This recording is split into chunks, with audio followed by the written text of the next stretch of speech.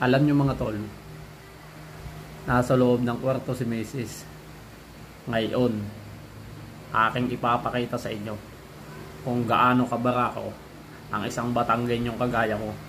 Hindi ako kagaya ng ibang mga lalaki dyan na ina-under lang ng mga misis nila. Pagmasdan nyo to mga tol, ha.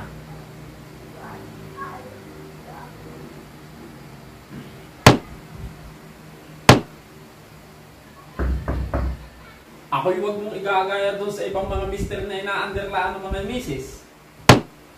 Sa tanang buhay ko, ay wala pang nakakapagpatiklop sa akin. Tandaan mo yan, ha? Kaya lumabas ka diyan. Pagbilang ko ng 3 at hindi ka lumabas, papasukin na kita. 1, 2, 3. 1 minute later.